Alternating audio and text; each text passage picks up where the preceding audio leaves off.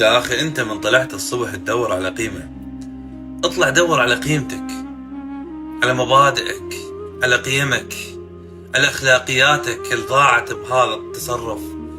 ماكو واحد هيجي ميت على هيجي أكل، مو ميتين إحنا من الجوع، ما عندنا مجاعة الحمد لله والشكر. يعني أنا عن نفسي لو أبقى 5 أيام ما أكل وأشرب بس مي هم نعمة من الله سبحانه وتعالى. ما أقول لك العالم كلها عندها وما عندها، بس كفر اللي جاي يصير هذا بعيد عن اخلاق وتصرفات الائمه سلام الله عليهم. اتمنى انه الناس تنتبه على هذا الشيء، وقبل لا تفكر تدور على قيمه عند باب رجول انا حصلت وانا ذكي وهاي السوالف، دور على قيمها، على مبادئها. كفر اللي جاي نشوفه والله كفر.